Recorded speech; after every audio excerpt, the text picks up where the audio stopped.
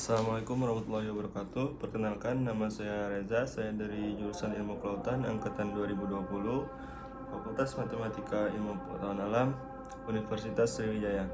Di sini saya akan menjelaskan tentang gelombang. Penyebab terjadinya gelombang laut adalah angin yang merupakan suatu aliran udara yang disebabkan oleh adanya perbedaan tekanan udara. Angin bergerak dari tempat yang memiliki tekanan udara lebih tinggi ke tempat yang memiliki tekanan udara yang lebih rendah. Pergerakan angin tersebut akan menyebabkan proses terjadinya pergerakan pada air laut. Energi dari tiupan angin dipindahkan ke permukaan laut sehingga membentuk suatu gelombang.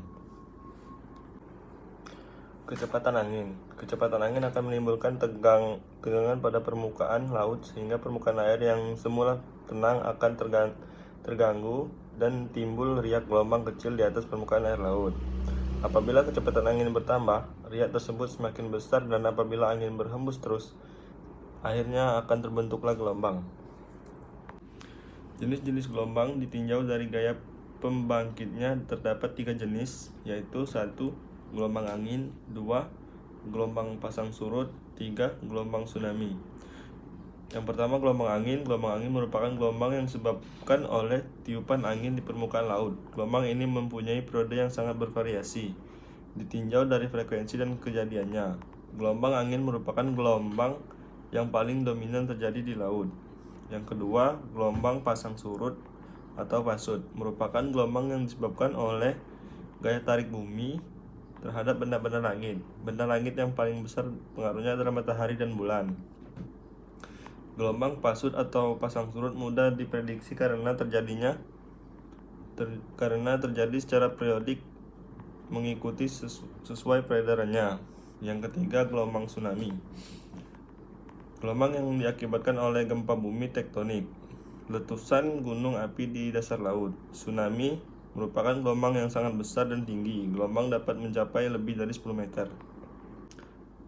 Gelombang airi. Gelombang airi juga bisa disebut dengan teori gelombang amplitude kecil, bahwa asumsi tinggi gelombang adalah sangat kecil jika dibandingkan terhadap panjang gelombang atau kedalaman laut. Periode gelombang diasumsikan sebagai variabel konstan yang tidak berubah terhadap waktu. Terdapat beberapa anggapan yang digunakan untuk menurunkan persamaan gelombang adalah sebagai berikut. Yang pertama, yang satu, zat cair. Kedua, tegangan permukaan. Yang ketiga, gaya Coriolis. Yang keempat, tekanan pada permukaan air. Yang kelima, zat cair. Yang keenam, dasar laut. Yang ketujuh, amplitude gelombang. Yang kedelapan, gerak gelombang. Dampak gelombang.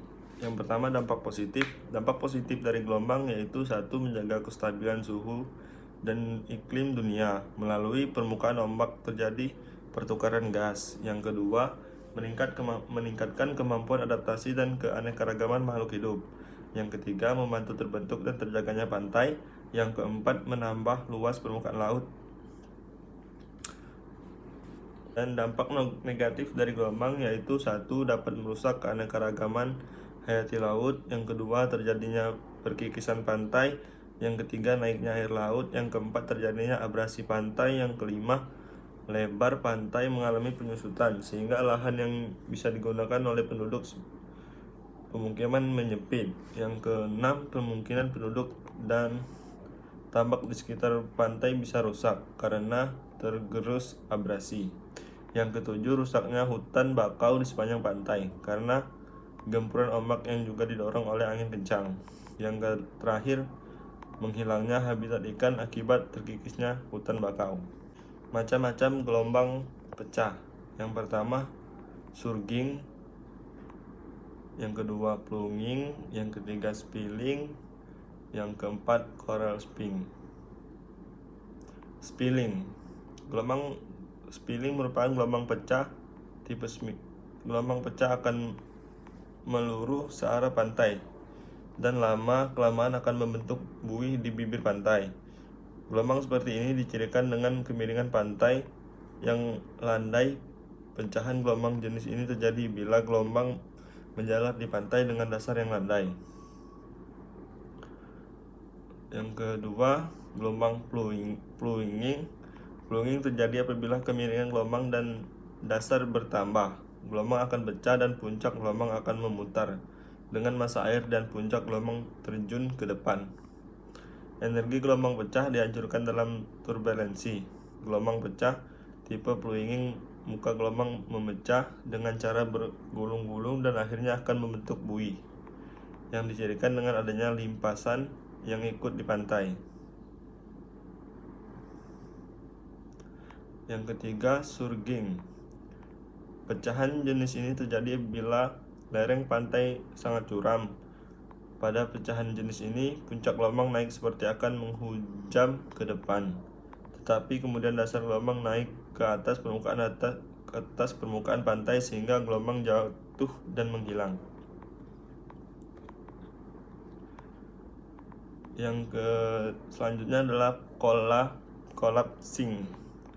Gelombang pecah collapsing, muka gelombang tidak berubah, tetapi semakin mendekati pantai akan membentuk gelombang pipi yang semakin mengecil dan akhirnya akan menghasilkan aliran turbulen di bibir pantai.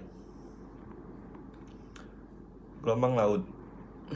Gelombang laut pada umumnya timbul oleh pengaruh angin, walaupun masih ada faktor-faktor lain yang dapat menimbulkan gelombang di laut seperti aktivitas seismik di dasar laut atau gempa, letusan gunung api, gerakan kapal, gaya tarik benda angkasa yang biasanya yang paling besar adalah bulan dan matahari.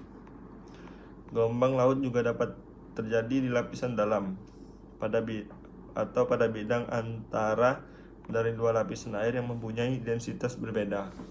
Gelombang ini disebut gelombang dalam atau internal phase.